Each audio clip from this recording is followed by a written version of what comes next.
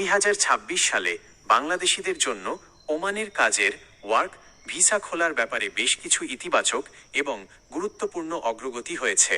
আপনি যদি ওমানে যাওয়ার পরিকল্পনা করে থাকেন, তবে সর্বশেষ পরিস্থিতি এবং অফিসিয়াল আপডেটগুলো জেনে রাখা অত্যন্ত জরুরি। ওমান ভিসা খোলার সর্বশেষ পরিস্থিতি 2023 সালের অক্টোবর থেকে বাংলাদেশিদের জন্য ওমানের নতুন লেবার বা কাজের ভিসা সাময়িকভাবে বন্ধ ছিল। তবে 2026 সালের শুরুতেই এই পরিস্থিতির বড়সড় পরিবর্তন এসেছে। অফিসিয়াল আশ্বাস, 2026 সালের জানুয়ারি মাসের শেষ সপ্তাহে সৌদি আরবের রিয়াদে অনুষ্ঠিত গ্লোবাল লেবার মার্কেট কনফারেন্সের সাইডলাইনে বাংলাদেশের প্রবাসী কল্যাণ ও বৈদেশিক কর্মসংস্থান মন্ত্রণালয়ের উপদেষ্টার সাথে ওমানের শ্রমমন্ত্রী মাহাদ বিন সাইদ বিন আলী বাওয়াইনের একটি গুরুত্বপূর্ণ বৈঠক অনুষ্ঠিত হয়।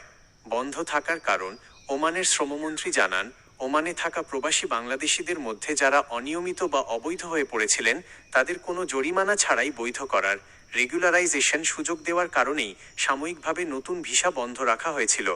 ভিসা চালুর সময়সীমা, ওমান সরকার আশ্বস্ত করেছে যে এই বৈধকরণ প্রক্রিয়া শেষ পর্যায়ে রয়েছে এবং খুব শীঘ্রই বাংলাদেশিদের জন্য নতুন কাজের ভিসা পুরোদমে চালু করা হবে। ইতিমধ্যেই প্রকৌশলী, চিকিৎসক ও নার্সদের মতো পেশাদার ও দক্ষ জনশক্তির জন্য নির্দিষ্ট ক্যাটাগরিতে ভিসা শিথিল করা শুরু হয়েছে এবং সাধারণ শ্রমিক বা সেমি স্কিল্ড কর্মীদের ভিসাও ধাপে ধাপে খোলার প্রক্রিয়া চলছে। দালাল ও প্রতারণা থেকে সাবধান। বর্তমানে ওমান ভিসা চালুর প্রক্রিয়া নিয়ে সামাজিক যোগাযোগ মাধ্যম ও ইউটিউবে নানা ধরনের বিভ্রান্তিকর ভিডিও ছড়ানো হচ্ছে, যেমন 5 লাখ কর্মী নেবে ইত্যাদি। তাই কোনো দালালের খপ্পরে পড়ে অগ্রিম টাকা লেনদেন করবেন না।